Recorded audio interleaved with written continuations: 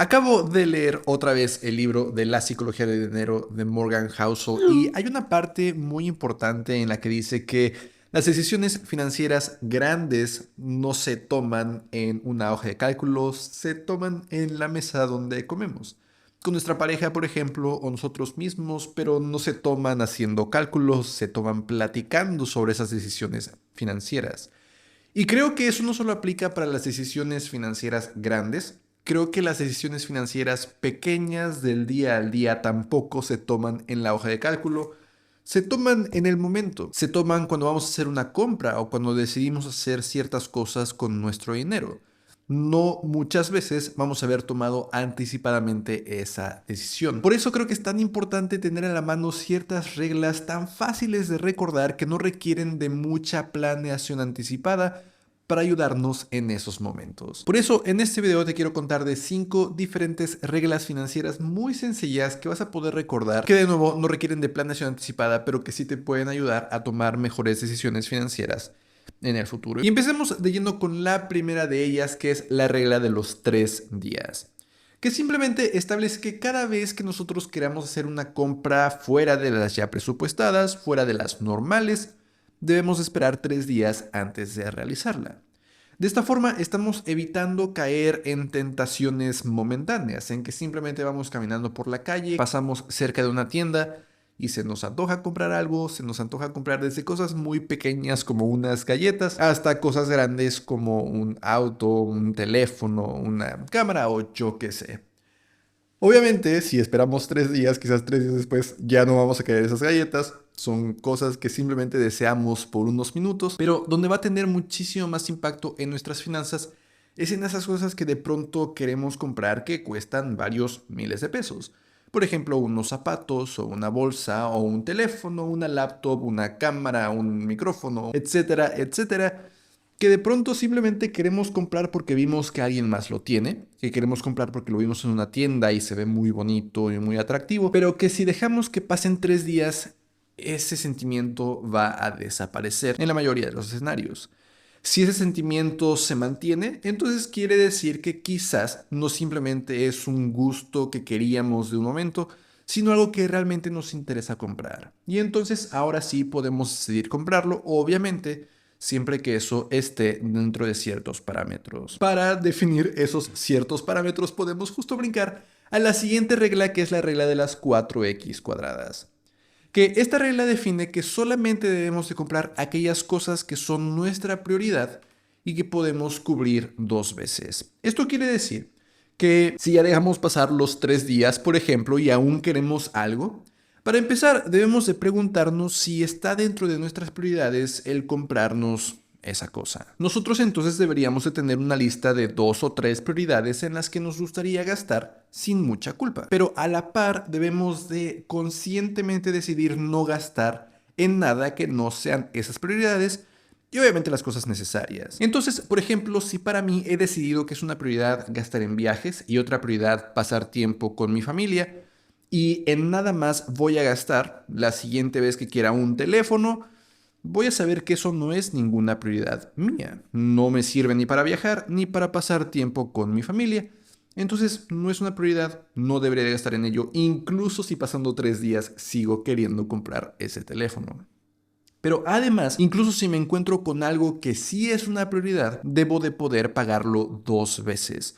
Y esto simplemente para que una vez desembolse el dinero y otra vez ahorre una cantidad idéntica en mis cuentas de ahorro o inversión. Si por ejemplo se me ocurre que quiero tomar un viaje con mi familia, eso definitivamente es una prioridad porque no solamente es viajar, sino pasar tiempo con mi familia. Bueno, debería de poder cubrir ese viaje 2 veces. De forma que si el viaje que estaba planeando me va a costar 50,000 pesos y yo solamente tengo 50,000 pesos, quizás debería más bien tomar un viaje que cueste 25,000 pesos, porque en este caso puedo gastar 25,000 pesos y ahorrar 25,000 pesos. Ese viaje de 25,000 pesos aún podría estarme permitiendo pasar tiempo con mi familia, aún podría estarme permitiendo viajar, al mismo tiempo de que no estoy gastando más allá de mis posibilidades y al contrario, estoy ahorrando una buena cantidad en mis cuentas de ahorro o de inversión para otras prioridades financieras que yo pueda tener, como ahorrar para un coche, ahorrar para una casa, ahorrar para mi retiro, etcétera, etcétera. Hablando ya un poco más de reglas que usaríamos no tanto en el día al día, sino de forma un poco esporádica, la siguiente regla de la lista es la regla del 50%, que esta simplemente define que debemos de ahorrar al menos el 50% de todos los futuros incrementos de sueldo que nosotros recibamos. Entonces, si incluso nosotros hoy ahorramos 0% de nuestros ingresos, a partir del siguiente aumento de sueldo que recibamos, ya podemos empezar a ahorrar una parte de nuestros ingresos de nuevo, al menos 50% de ese aumento. Entonces, si por ejemplo yo gano 15,000 pesos al mes y estoy ahorrando 0 pesos, quizás cuando reciba un aumento de 2,000 pesos al mes y ahora voy a ganar 17,000, al menos la mitad, es decir, 1,000 pesos de ese aumento, lo voy a destinar de ese momento en adelante todos los meses a mis ahorros. Entonces de pronto ya gano 17,000, pero solo gasto 16,000, ahorro 1,000, ya estoy ahorrando un porcentaje de mi ingreso y así sucesivamente conforme pasa el tiempo, cada vez que reciba nuevos aumentos de sueldo, mi porcentaje de ahorro mensual se va a ir incrementando porque siempre la mitad de cada uno de esos aumentos lo voy a estar ahorrando. Obviamente en esta regla nosotros podríamos considerar solamente el aumento de sueldo por encima de la inflación. Si este año la inflación fue de 10% y me incrementaron mi sueldo 10%, en realidad no me incrementaron mi sueldo, solamente subió con la inflación. Y de hecho, si me lo incrementaron menos de 10%, en realidad me bajaron el sueldo. Pero contemplar la inflación es válido cuando hacemos estos cálculos del 50% de nuestros aumentos. Es lo que vamos a ahorrar. La cuarta regla tampoco es una regla que usaríamos día al día como la regla de los 3 días o la regla de las 4x cuadradas, pero una regla que usaríamos al momento de decidir cómo invertir. Y simplemente se trata de la regla del 110, que define que a 110 debemos de restarle nuestra edad para definir qué porcentaje de nuestra inversión debe estar destinada a acciones y el resto debería ser el porcentaje que destinamos a deuda gubernamental. Entonces, si por ejemplo, si tengo 30 años, restaría 110 menos 30, el resultado, 80, sería el porcentaje que yo destino a acciones. El resto, 20% en este ejemplo, sería lo que destino a deuda gubernamental. De preferencia, el porcentaje de acciones se iría a un índice, no a una acción en particular, para que yo pueda diversificar e invertir en muchas acciones al mismo tiempo, en muchas empresas al mismo tiempo. Así, si alguna de ellas le va mal, pues no es de gran impacto para mi inversión, porque estoy invirtiendo en múltiples.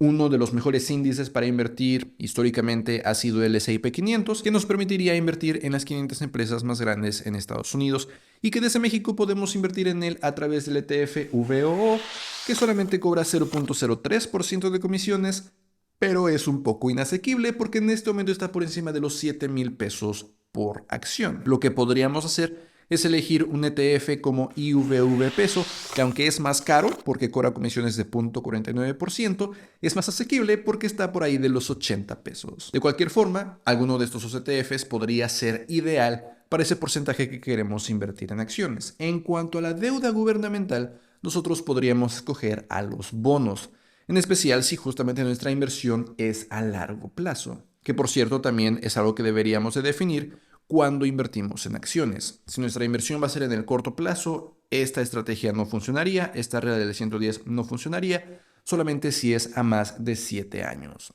En cualquier caso, estos bonos los podemos comprar desde cetesdirecto.com y los vamos a encontrar a 3, a 5, a 10, a 20 o hasta a 30 años. Es importante considerar que no todo el tiempo están disponibles todos los bonos a todos los plazos, sino que hay un calendario de subastas. Nosotros podemos buscar el calendario de subastas correspondiente al trimestre en el que estamos viviendo. Por ejemplo, actualmente tendría que yo buscar el calendario de subastas de valores gubernamentales para el tercer trimestre de 2023, aquel que cubre julio, agosto y septiembre de 2023, para encontrar en qué fechas se van a subastar los bonos a 3, 5, 10, 20 o 30 años. 1 o 2 semanas antes de esa subasta, justamente podré encontrar esos bonos dentro de cetesdirecto.com. Hay que contemplar que podemos adaptar un poco esta regla del 110 dependiendo de nuestro perfil de riesgo. Porque si nosotros usáramos siempre la regla del 110, todas las personas de 30 años invertirían de la misma forma independientemente de cuánto riesgo pueden o quieren soportar. Por ejemplo, dos personas de 30 años podrían tener en mente un retiro completamente distinto. Quizás la persona A tiene 30 años, pero busca retirarse hasta los 65, mientras que la persona B también tiene 30 años, pero quiere retirarse a los 55. Es un riesgo diferente y no deberían de invertir de la misma forma, porque la persona B puede soportar menos riesgo. Entonces la persona B quizás debería de considerar más bien la regla del 100, en donde sustituimos a 110 por 100 al momento de hacer la resta, de forma que invertiríamos un menor porcentaje en acciones. De la misma forma, podemos considerar el tipo de riesgo que queremos soportar, más allá de solamente el que podemos soportar. Por ejemplo, una persona de 30 años que se va a retirar a los 65 puede soportar más riesgo que una persona de 40 que también quiere retirarse a los 65. Pero quizás esa persona de 40 quiere tomar más riesgo a pesar de lo que diga su edad y en su lugar entonces podría utilizar la regla del 120, en el que sustituimos a 110 por 120 para que en general invirtamos un mayor porcentaje en acciones. Finalmente, la quinta regla de la lista también está relacionada con las inversiones, pero esta sí puede ser más del día con día, porque se trata de la regla del 5%, que define que hasta 5% de nuestro portafolio, independientemente de cómo hayamos seguido la regla anterior, si 100 o 110 o 120, hasta 5% puede ser destinado a cualquier inversión que se nos ocurra. Esta regla es sobre todo útil cuando somos personas muy interesadas en el mundo de las inversiones y que de pronto escuchamos una oportunidad por aquí, una oportunidad por allá, que esta persona está invirtiendo en bienes raíces, esta persona en criptomonedas, que esta acción de esta empresa está subiendo muy rápido, que la inteligencia artificial, etcétera, etcétera. Tendemos a escuchar tantas opciones allá afuera que queremos ser parte de ellas. Pero incluso si tenemos nuestro plan, quizás siguiendo la regla del 110, que nos puede guiar por un muy buen camino durante décadas, podríamos considerar usar esta regla del 5% si todas esas opciones nos quitan el sueño. Si nos quita el sueño el no estar aprovechando una oportunidad, que somos víctimas del famoso fear of missing out, el miedo de perdernos de una oportunidad, y esto no nos deja estar tranquilos. Si sentimos esa inquietud, 5% podemos destinarlo a esa inversión.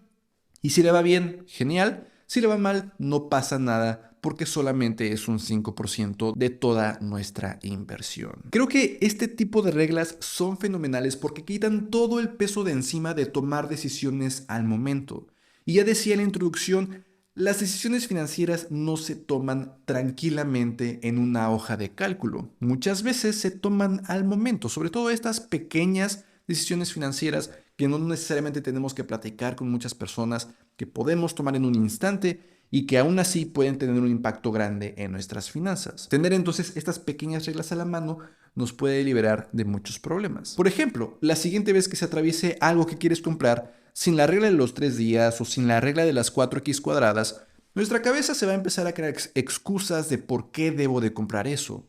Ay, es que es un micrófono que voy a usar para mis videos y a pesar de que ya tengo uno, este va a tener mejor calidad y me empiezo a crear excusas tras excusas de por qué sí debería de hacerlo. Rara vez nos creamos excusas de por qué no. Si es lo que queremos comprar, vamos a buscar la forma de hacerlo y de justificar esa compra. Pero si ya tenemos reglas específicas de lo que deberíamos de hacer, esas excusas no importan porque yo ya tengo mi regla de las 4x cuadradas en su lugar y ya sé que primero debo de saber si ese micrófono está en mis prioridades. Si no, lo descarto. Y si sí, aparte me debo de asegurar de que puedo cubrir el gasto 2 veces para que compre el micrófono y además ahorre la misma cantidad en mis inversiones. O la siguiente vez que esté en Twitter o en las noticias viendo que una criptomoneda subió 50% en un mes y quiera yo generar esa cantidad de dinero y aunque mi cabeza me diga que a lo mejor no vuelve a pasar lo mismo, yo quiero hacerlo, no tengo que ponerme a pensar mucho sobre qué cantidad voy a invertir, si voy a tener que vender parte de mis inversiones en el S&P 500 o en bonos para invertir en criptomonedas. Porque ya tengo la regla del 5%, sé que puedo destinar 5% de mi patrimonio, quizás el dinero que voy a invertir en el mes, si es que no supera 5% de toda mi inversión, lo puedo destinar sin problema, sabiendo que el otro 95% va a seguir un plan quizás decentemente creado, utilizando la regla del 110. Sin duda hay más reglas pequeñas como estas que nosotros mismos podemos crear, porque las finanzas son personales y cada uno de nosotros tenemos formas diferentes de interactuar con nuestro dinero.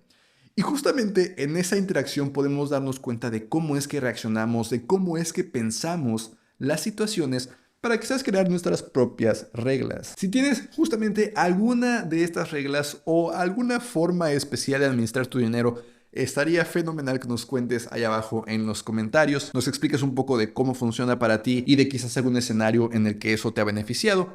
Pero de cualquier forma, espero que alguna de estas reglas la implementes a tu arsenal de herramientas financieras que te puedan ser útiles en el futuro. Espero entonces que este video te sea de utilidad en este momento, en el futuro, en tus decisiones financieras pequeñas. Nos vemos en la próxima.